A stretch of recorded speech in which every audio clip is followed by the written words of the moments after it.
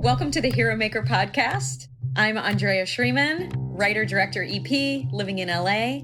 I'm Jennifer Morrison, and I currently serve as the Commissioner of Public Safety for the state of Vermont. We are here to seek out and tell the full story of our friends who were murdered in college, Rachel Raver and Warren Fulton III.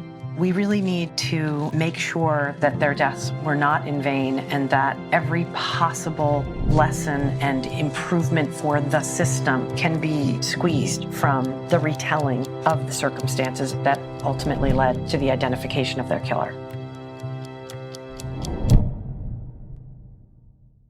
Welcome to case update number 4. Hi, Jen. Hi, Andrea. Are you ready to break down the first 4 episodes of season 2? Let's do it. Okay, well, in episodes 17 through 20, we met with 3 folks directly associated with Rachel and Warren's case. We talked to Tom Jackman. He's a 2-time Pulitzer Prize-winning Washington Post journalist who covered Rachel and Warren's case from the year 2000, when their murders were linked to the death of Tina Jefferson, all the way through their killer's execution in 2015. Which he attended. Yes, correct. We also spoke with Ray Melusky, who was the jury foreman for Warren and Rachel's second trial, and we spoke with the mother of one of Prieto's West Coast victims. Finally, in this segment of episodes, we spoke with Patricia Allen, who's doing great work in and around the city of Dallas with her organization, No More Violence. Jen, before we share our expanded learning around our friend's case during episodes 17 through 20, I thought we could share a brief update about Tricia and the work of her organization, No More Violence. Sure. So we spoke to Patricia in episode 19, and she is really doing incredible work for families that have lost a child to violence. She told us she's often present at the time of the death notification. No More Violence walks with families from the moment they lose a child to violence and stays with them throughout the years, filling the gaps where public services are not available. And that really means anything the family might need: food, clothing, finding a church home, helping with funerals and wakes, and celebrating anniversaries and birthdays of lost loved ones. And one of the main principles for No More Violence is pulling a community together around the family to let them know they are not alone in their grief. Yes. Oh my goodness. Patricia is a true angel walking the earth. But I guess in Hero Maker parlance, what do we say? Well, there's no doubt that Patricia is among the hidden heroes we have met so far. Yeah. Thank you, Patricia. So in episode 17, we shared a long-awaited conversation with Tom Jackman, who has been a criminal justice reporter for the Washington Post for over 2 decades. Yep. And before the Washington Post, he was at the Kansas City Star. He is a criminal justice reporting rock star. Tom started covering Rachel and Warren's case in 2000, when it was first announced that Arlington County found a crime scene DNA match to our friend's case in Fairfax County. Along the way, he developed relationships with many professionals involved in the case so that by the time they got to the trial, he knew the district attorneys, he knew the defense attorneys, he knew the victims' advocates, the investigators, and of course met many of the family members involved too. Including the Ravers, the Jeffersons, and even some of Prieto's family members. Mm-hmm. And he wrote about the case for 15 years. What really stuck with me from our conversation with Tom was the arc of his integrity as a journalist that he shared with us. He described what it was like reporting in the early days before he was married and had children, and how once he became a family man, he began connecting with people's pain and choosing his words much more carefully. Tom shared that there was a sea change around 2000 for him personally, where he started to want to know more about the victims and the lives they lived before the story. Yeah, without Tom, I'm not sure there would even be a Hero Maker podcast. So thank you, Tom. He was very generous early on when I first started researching these events to share his notes and talk to me whenever I reached out. Well, and the fact that he's still talking to us is a good sign. Oh, yes.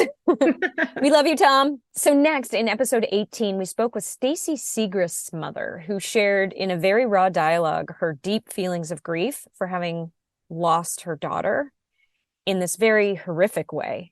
And it seemed like for many years, but especially in the early days, she was searching for some way to channel her confusion and anger. She was basically conducting her own investigation, following her own gut and intuition, and staying current on all the violence and deaths in her surrounding area. I could never begin to understand the depth of her grief. all these years later, it was raw and we felt it. I will say that in my years as a police officer, I saw a lot of tragedy, and sudden violent loss can certainly send people in a lot of unpredictable directions. But I want to emphasize that I would never advocate for survivors to put themselves in harm's way the way Stacy's mom did. Yes, she shared that she tracked down her daughter's boyfriend's car. She was able to do that. He was also murdered in the event. She went out late at night to places that she thought she might find the killers. She even knocked on the front door of a known gang house, and she saw Alfredo Prieto there. She made eye contact with him. Yeah, this interview was full of new information for me, discovering details of the double homicide of Tony Giannuzzi and Stacy Segrest, who were found in Rubidoux, California on May 5th, 1990. Mm-hmm. And Stacy was raped? Yeah, thank you. We discovered that the two, Stacy and Tony, were potentially involved in moving drug product as part of a gang operation. The conversation with Stacy's mother in episode 18, we should let our audience know, carries a trigger warning. It gets into some difficult material. She and her family have been through a lot, and she was very generous with us, sharing her recollections. Then finally, in episode 20, we spoke with jury foreman Ray Melusky, and boy, did he give us a great window into the jury process. I found it very healing for him to share all those little details about being in the courtroom and carrying out the incredible responsibility of not only coming to a verdict, but also recommending the death penalty. Mm-hmm. And I remember that you mentioned something called process equity, something I've never heard that phrase before. It makes total sense, where he was able to run the jury deliberations in a way that gave all the members equal time to contribute their thoughts and questions. That's a tough thing to do. You know how there's always a few people in a group who tend to dominate the conversation, but Ray didn't allow that. He told us that he had previously served on one other jury that was a hot mess, and he walked in determined that the Raver-Fulton trial would not be the same. And then they picked him as the foreman, and he really took that responsibility seriously. He did. Ray was so great to talk with. Professionally, he was an electrical engineer. Mm-hmm. He told us for naval intelligence and then homeland security. So not your average electrical engineer. He was very detail oriented and methodical, not only in our conversation, but also as the foreman. But yeah, even so, we talked quite a bit about how the horrific images that the jury was subjected to of dead bodies and such have never gone away.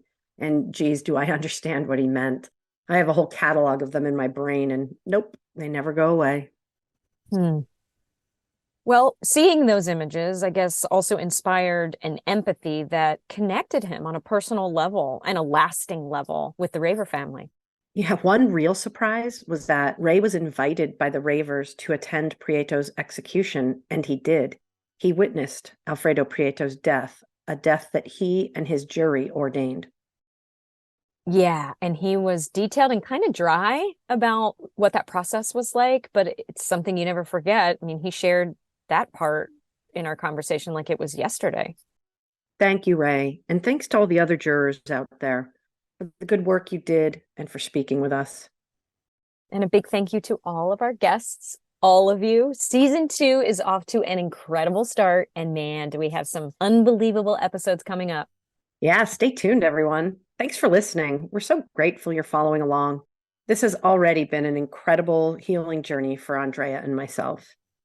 Thank you for all your reviews and for sharing this important story. It matters to us a great deal that you are part of the Hero Maker family. Also, if you were involved in any of these events in any way, we want to hear from you.